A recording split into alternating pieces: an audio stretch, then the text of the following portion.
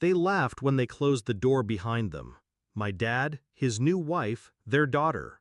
Luggage in hand, tickets printed, vacation smiles plastered on their faces. "Hold down the fort," my stepmom smirked, "though really, it's not your fort.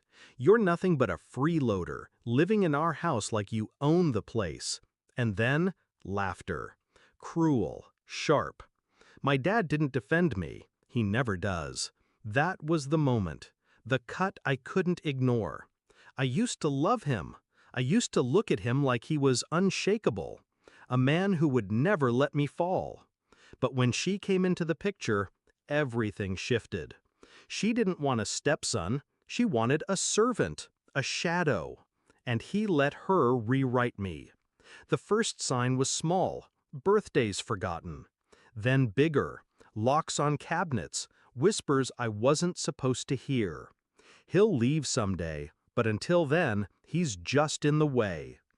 I told myself to endure, to wait until I could stand on my own.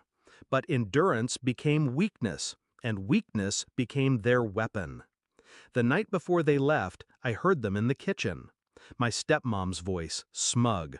"He thinks this place is his. Wait until he realizes it isn't."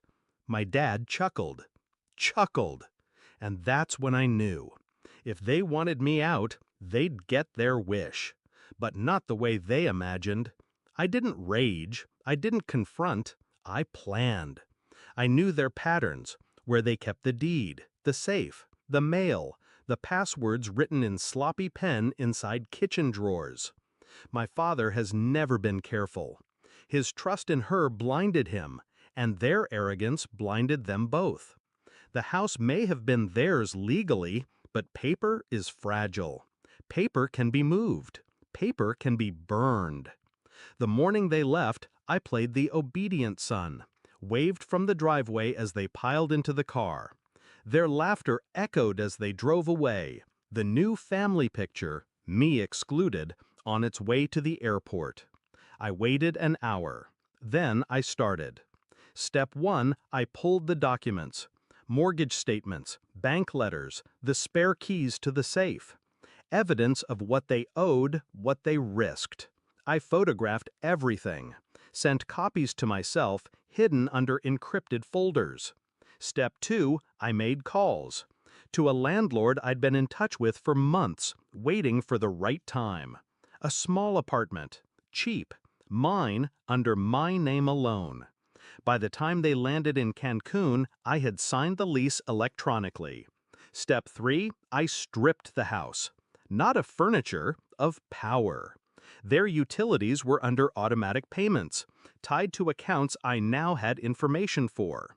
A few clicks, a few cancellations. Quiet destruction. When they returned, there would be no electricity, no water, no internet, nothing but walls. Step 4, I packed my life. Not much, really. Clothes, books, a laptop. I left the rooms hollow, so when they opened the door, it would feel less like a home and more like a shell. By the time the sun set, I was gone. The house stood still, silent, waiting for them to return, empty-handed. I didn't leave a note, didn't need to. Silence has a sharper edge. They came back 2 weeks later. I wasn't there to see it, but I imagine the scene. Dragging suitcases across the driveway, laughter fading into confusion when the lights wouldn't turn on, anger when the taps ran dry, panic when the fridge hummed dead. And then the silence. No trace of me.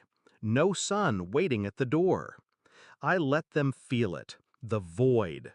They had laughed at me, called me a freeloader in the house I helped keep standing, the house where I covered their debts with extra shifts, the house I cleaned, maintained, filled with life while they played family without me.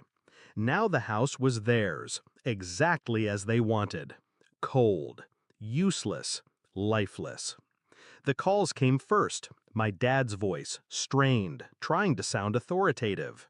"Where are you? What did you do?" Then texts from her, venom disguised as questions. "You think you're smart? You think you won?" I didn't respond, because this isn't about winning. It's about leaving them with what they deserve, each other and nothing else. I live in my own place now, small, quiet, mine. Every bill in my name, every key on my ring. No one calling me a freeloader, no one laughing behind my back. They don't visit, they don't invite, they don't even pretend anymore. And that's fine, because here's the truth. I didn't lock them out of the house, I locked myself out of their lives. I walked away, and I made sure they felt it. So when people ask why I left, why I cut ties so suddenly, I tell them this. Some betrayals don't need shouting matches. Some revenges don't need fire. Sometimes the coldest revenge is absence. And absence? That's a door no one can unlock once it's closed.